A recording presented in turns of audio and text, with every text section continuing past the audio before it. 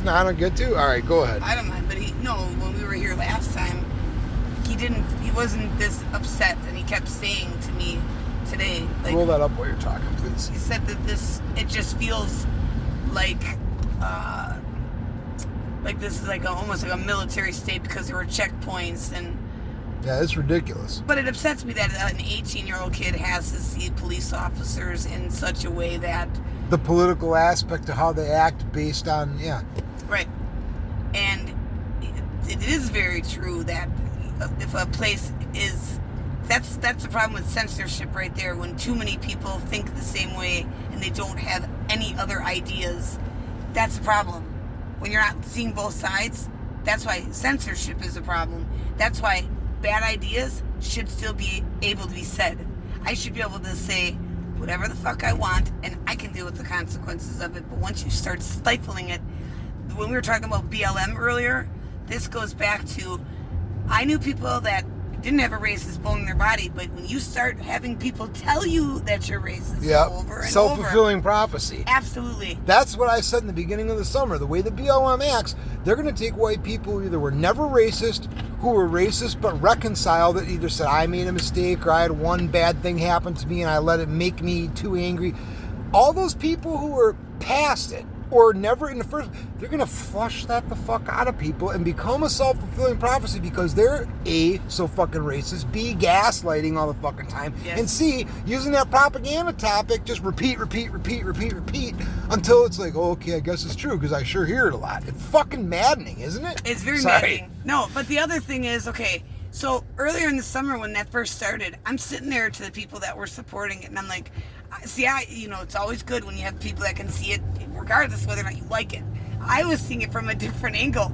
I'm like, okay, so white people are out in the streets marching for Black Lives Matter. And in the beginning, there were black people out there marching too.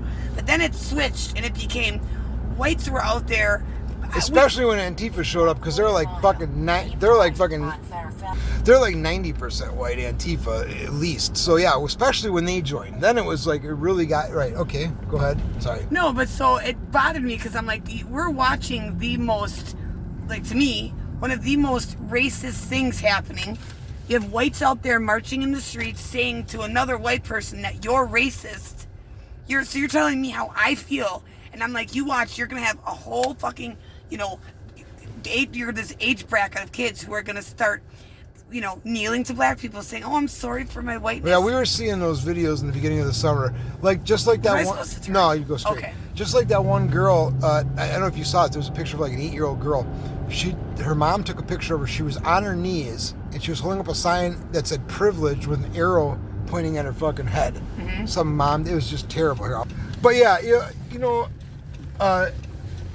go ahead. It bothers me because now my son, who has friends and he does, and it's not, I'm not just saying it to say it, but I'm making right, which you have to say now. I'm not just saying this to say it. I really mean I have friends of every race. My son's best friend in the world is mixed. He's white and he's black. And so now you're going to tell a kid whose best friend is a person of color and is white that you're racist. Like, you're a racist person.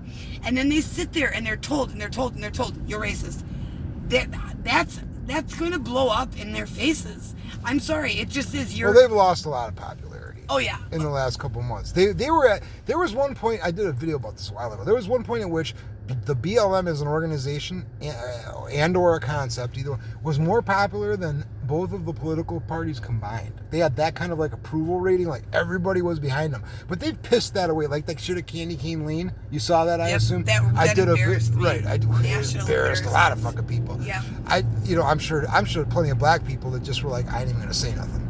Honestly though, most black people don't give a fuck about them anymore. There was another big story about them recently about them stealing all the fucking money and all the individual chapters of BLM, state, county, trying to sue the main organization, the one run by Patrice Coolers and her girlfriend, whatever, mm-hmm. because they got like $10 billion, something ridiculous in donations since in the last 8-9 months, and they're like, we didn't get any of that money. We didn't get. So they're and everybody did a story about that going, dude, where'd all the money go? And like I said, and other people too, from the beginning, dude, you get $1 million, Go find yourself a black community that has fucking problems and give it to them. Don't be giving it to Joe Biden. Don't be giving it to fucking, or don't be giving it to, any other kind of organization that claims we'll take the money and make a really good center for poor people in the poor neighborhood. Give it to the fucking people and do something direct. Don't give it to, and they didn't. So that, they've lost their favor. But they got all that money. They were making that much money. It doesn't stop them from being nuts. Right now I just saw this blurb. I didn't tell you about this yet. They started something in New York. Mm-hmm. I just saw this one on, somebody had sent me a message about it. So they're protesting in New York right now. I'm not sure what. I know that the National Guard is out in Kenosha because Kyle Rittenhouse pleaded not guilty, and because Jacob Blake's, the police that shot Jacob Blake, the DA announced no charges were to be filed. Mm-hmm. Things that when you look at it objectively enough, you can say, I guess it kind of makes sense. But, if you're looking at it through the lens of either someone who's been tainted by racism, or really what we're seeing more so, people who want this communist overthrow of the government. Correct. Who will then take that event and go, oh my God, this is proof of white supremacy in the government. Are you kidding me? This government's so not white supremacy, but whatever.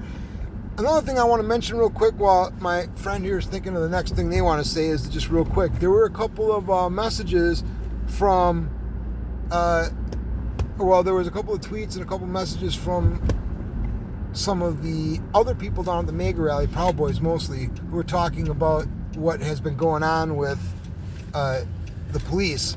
I am not the only one having that experience.